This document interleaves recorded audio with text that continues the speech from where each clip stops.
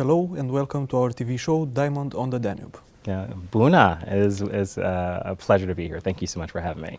Mr. Carter, you're for the first time in Danubius University. Yes. How do you find it so far? So far, so great. I've been very, very impressed by what I've seen so far. Just learning more about the history, meeting the children of alumni last night in Bucharest at the hotel. When I told them where I was going, it's been great so far. I guess you have a very busy schedule today, a lot of meetings with our Yes. staff. Yeah, lots of meetings. I'm a big fan of higher education. I was first in my family to go to university. And so I love higher education. It's made all the difference in my life and the life of my family. It's given me the life that I have now. And I want to make sure that opportunity extends to more people.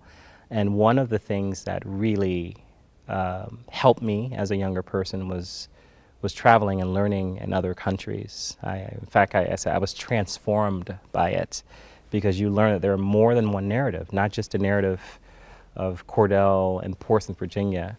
There's a narrative of Cordell in Beijing. There's a narrative of Cordell in Sarajevo. There's the narrative of Cordell in Galant. And you bring all those things together and that makes you a different person. And so that's the power of universities, and especially a professional exchange. While I was doing my research for our discussion, I saw that at the moment you have a leadership position at Aspen Institute, right? Yes, sir. Can you tell us more about your role there? Sure. Well, first I'll talk about the Institute, because there is an Aspen Institute. Romania is one of our most robust international partners. But the Aspen Institute was started in the late 40s as one of those post-Cold War, or I should say post-World War II institutions, a guardian of democracy. And it was designed to help men who were leading at that time in the 40s find their common humanity, such that they would have personal relationships and they wouldn't fight each other. There wouldn't be a World War III. So this was a guardian of our institutions, and now, of course, it's expanded quite dramatically. The biggest turn was in the 1990s when the internet happened, because we realized that the world was truly opening up, and the Institute began to open up. It wasn't just a place where elite leaders go, it's a place for leaders, period, regardless of whether they're elite or not.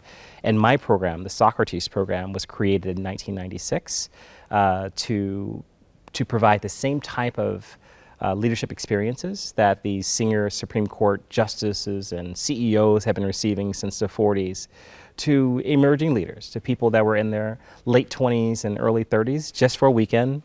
They would typically ski between the seminars, but we were doing texts and values and ethics-based Socratic dialogue. And now, in this era of political polarization, there aren't many safe places to have a challenging conversation about values in a public place. The Aspen Institute is still a place where you can do that, and in fact our membership has increased dramatically. So that's the first program, Socrates. And then the new program that I just launched earlier this fall is called the Project on Belonging. We have a global reckoning going on right now on all things race, equity, inclusion. We're talking about it in different ways all over the world. And in the US, we happen to be really, really focused on race, because we built a society around it, so you've got to deal with it. But I'm trying to figure out what's the best way for Aspen to engage in this particular conversation post George Floyd's murder. And I decided that we couldn't talk about diversity, equity, inclusion because everyone else was talking about it. We had to talk about something that was above it. What creates the environment for diversity, equity, inclusion? Like, what is it? Diversity, equity, inclusion is a strategy to get you to a place. Okay, what is that place? That place is a society where everyone belongs and everyone has equitable opportunities to thrive. And so that means something different depending on where you sit. And so that's what we've been doing. We've been leading these conversations all over the country. And now I'm on a 5-country tour having the same conversation, because belonging here means something completely different than it does in Bosnia and Herzegovina. So completely different in Czech Republic, completely different in Germany, and I'll soon know what it means in Greece, my next trip. But it's been an incredible intellectual experience over the last 2 weeks. Another thing that caught my eyes from your resume, and let me tell our viewers that you have a very impressive resume, is your activity as a commissioner in President Biden's Council on White House Fellowships, right? Yes. Can you tell us more about your position there? Yes. What that commission does? Right. So if you ever wanted a moment where you're absolutely ecstatic and proud of young leaders, read those applications for people applying to be a White House Fellow. To be a White House Fellow, essentially you go work directly under a cabinet secretary, a minister, in this particular context. These folks are, executive officers from Army military academies. They're amazing. They're professors, they're lawyers, they're doctors who want to serve the public. And this is it's probably one of our top fellowships in the country. There are 12 regions where people are applying. Thousands of people apply for 11 spots a year. And so the hardest part of the job is you have dozens of finalists. You can only pick 11. And literally every single one of them is amazing. Every single one. And so you have to make some tough calls. And these amazing people want to know why they didn't get picked. And I'm like, I can't talk about deliberation, but I can say that you make me proud to be an American. That is true. And keep going, apply again. And so as commissioners, we're appointed by the president, and we pick every year's finalists, national finalists for the White House Fellowship, and then they're placed in different agencies. And then we also are asked to provide opportunity to have dinners with them so they can learn more about our jobs and our work, our worlds, our networks. And then they have a very, very robust foundation that supports them once they leave. And our White House Fellows have gone on to be senators and governors and CEOs. And so it's just an amazing group of Americans. It really is. Taking into account your numerous and influential roles you've had so far in your career, how do you think the collaboration between you and DANUBE University would be like? Well, I'm a big fan of clinical education, meaning practice. Practice makes better is what I always say to I have a teenage daughter. And before she goes to school, no matter where I am in the world, I said, hey, practice makes what? She says, better. Because no such thing as perfect, right? And so one of the biggest obstacles that young professionals have when they are trying to enter the workforce, you have to show that you've done internships, that you've done simulation, that you've done something. And so for a university, this is a very safe environment for people. They're learning here, they're being mentored here to provide them clinical opportunities. If you're a young lawyer, if you can prove that you have 3 years of simulated courtroom experience on campus, so when you get to the court, you're very comfortable. This feels familiar to you. That puts you a step ahead of the next person. And they're no longer seeing you as someone I have to spend a lot of time making them comfortable. That person's already comfortable. And so I have some great ideas for the rector and for the president here, and I'm looking to share those with them on belonging, on just some of connecting the dots with amazing people who should know about DANUBE and who should come and give lectures or whatever, to amazing professionals who could actually lead a week-long clinic that would add a lot of value to the education, not only of the students here, but the professionals that will come here because they want to meet these people as well. From what I understand, from your roles that you have at the moment, you are a person that travels a lot. How important is that for you and for students in general, for a person that is studying? Well, as a first generation to go to college, I didn't have a lot of role models. And so I had to invent them. And I invented them from the people I read about and whose lives I wanted to emulate. They were great generals. Colin Powell, who just passed away, was one of my heroes. And he's the reason I discovered the Aspen Institute, because before there was the internet, there was something called a Who's Guide of American Leaders. And it would just basically list people's bio, their name and their bio, no photos, nothing. And it would have this huge tome. And I would go through and I would see the fellowships they did and their international placements. And I said, one day that's what I'm gonna do. And it just so happened that I had a great uncle who gave me a globe when I was a kid. And it was a Cold War globe, so all the countries were misaligned, they weren't the right size. But to me, it was precious because I didn't know that you can own a globe. A globe was at school. The school had the globe. I didn't know that a person could own it. And that was he collected globes because he was a world traveler. And it was very odd. He was an 85-year-old man, black man in the 1980s in America. That was not normal. He was not a normal person. And he liked me. He gave me a globe and he says, you should travel. And I would spin the globe and I would close my eyes and I would point to it. And I would stop wherever it stopped. I would go to the encyclopedia and I would get a note card. I would write about the country. And I would say, one day I'm going to go there. One day I'm going to go there. And I had my little box of all my note cards for the countries. It was like my treasure.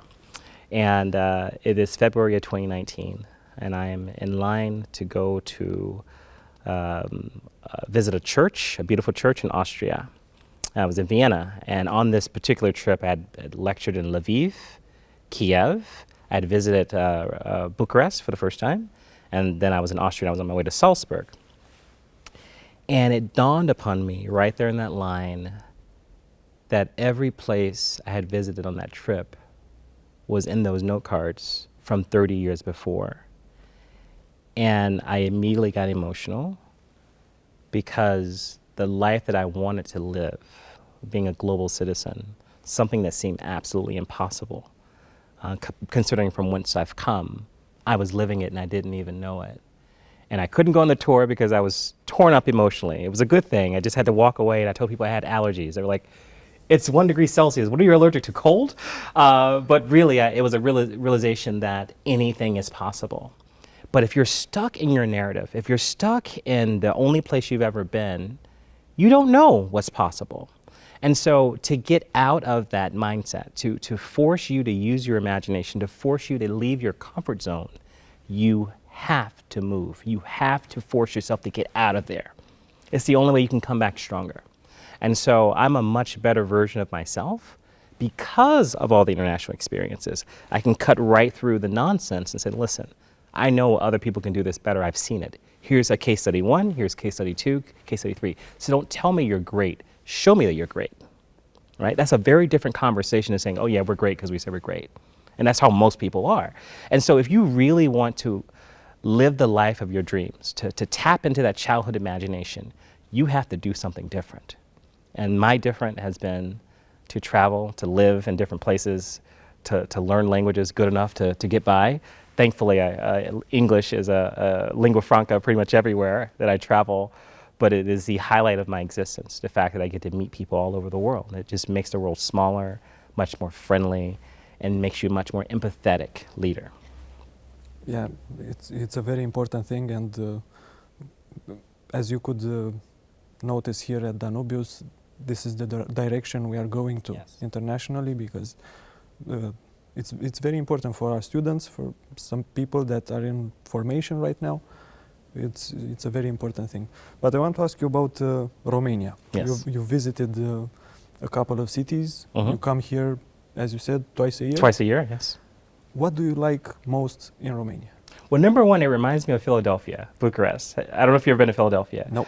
But it has that same type of feel, right? Like I associate things with colors and music. And so when I'm here, I feel I have a bluesy feel, the same bluesy feel. You think of a droning, like Naima from John Coltrane. You know, it's a tribute to his aunt Naima. That's what I hear when I get out of the airport. You're driving and it's a little wet, and you just da da da da da da da da da. I just hear it. I'm serious. I hear it, and so it feels familiar to me. And I've always been welcomed here. I have met Romanians from all over, wherever I go, there are Romanians, okay? I'm serious, be it China, certainly in the United States of America, all over Europe, in Germany, there were a lot of Romanians. And so the consistent thing that I found about Romanians and Romania is one of empathy, highly intelligent people. You can't travel if you're not highly intelligent. You can't thrive in other places if you're not super bright. And so just highly capable people. So I've been very interested, like, where does this come from? Where does this spirit of innovation and adventure comes from? Because I have the same spirit. So I feel very much aligned. And I think that has something to do with history. This idea that if you've ever been oppressed, if you've ever had to live in fear, the other side of fear and tension is innovation. It's not more fear, okay? It's the same energy. Absolutely. You're motivated to do something different. And so I can relate to the Romanian spirit because I have the same spirit, because I've had very similar experiences in the United States of America. And so the Aspen Institute here is very robust. They are doing a lot of programs. I knew Mircea very, very well. I still do. In fact, I still work with him at NATO. And it's just one of my favorite places to visit. And I like the food. I obviously like beer. And so this is just a great place to visit. And if you're doing anything in the Black Sea region, it's the key. We have an institute in Kiev that's very robust as well, but they all look to Romania for guidance and for leadership. They're looking here. And so if you're looking to do work here, you're looking to draw more young leaders to the Aspen programs, for the most part, it has to be in Romania because it's the biggest in the region.